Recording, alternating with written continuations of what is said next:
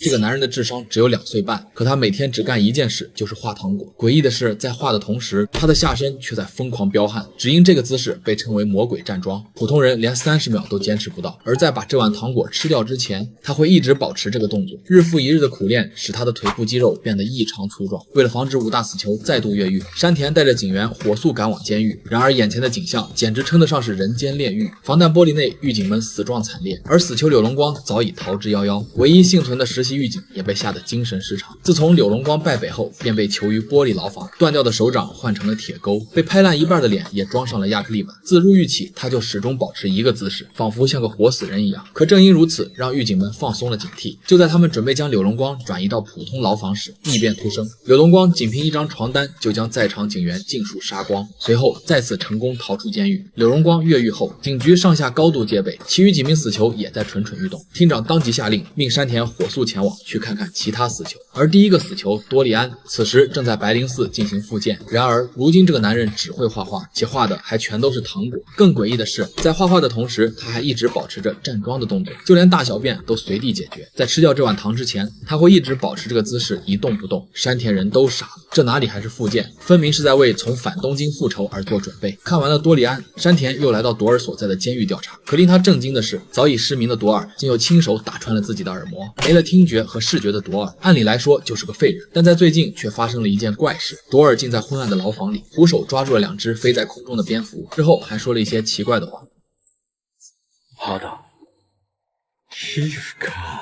山田终于恍然大悟，朵尔所做的一切都是为了获得更强大的触觉。紧接着，山田来到第3座监狱，而监狱里关押的是死囚希克尔。被关进牢房后的他也没有闲着。这天，狱警在巡查时，无意间掉落一枚硬币，滚进了希克尔的牢房。可当希克尔将其扔出时，那枚硬币却像纸团一样被捏成了球状。闻言，山田并没有太过惊讶，毕竟普通人的捏力也可以做到类似的效果。然而，当他来到牢门前，眼前的景象却令山田彻底震惊。此刻，希克尔就如同蜘蛛侠一样，将整个身体都紧紧地贴在墙壁上睡觉，双脚完全离地，这需要何等恐怖的捏力才能办到。最后一名死囚是在医院的斯派克，他被送进医院时，身体竟以肉眼可见的速度迅速衰老，短短几天时间就变成了老人的模样。可当山田来到医院时，医生却发现了异常。躺在床上的斯派克身体热成像却显示，他身体的血液每2秒半就流遍一次全身。根据临床报告显示，这种现象只能出现在高强度的游泳当中，并且还是消耗最大的蝶泳。更离谱的是，根据他身体热量计算，斯派克游的不是水，而是比水粘稠度更高的非牛顿流体。此刻斯派克的肌肉正急速恢复，虽然还没有苏醒，但是所有人都清楚这个怪物即将复活。5名死刑犯受到共识性的影响，同时苏醒。难道他们准备再次寻找刃牙复仇吗？以上便是本集的全部内容，接下来再补充一些细节。这些看似荒诞的修行，实则是刃牙对强大本质的深层解构。强者敢于主动自废感官，正如朵尔刺穿耳膜，斯别克加速衰老，皆以残缺倒逼潜能，令触觉和意志突破生物极限。而多利安站桩画糖，希克尔贴墙悬睡，更将极端枯燥与反人类姿势化作日常，把战斗本能一点点揉进潜意识。这背后还藏着共识性的命运引力。5人同时苏醒修行，并非单纯为复仇，而是强者磁场下的彼此呼应。最极致的当属斯别克，昏迷中想象游动，非牛顿流体，血液竟真实加速，足见精神力足以重塑肉体。半圆借此宣告，极致的力量不是练出来的，而是吃出来的。当人抛却常识，执念成魔，便踏入了最纯粹的武道疯魔之境。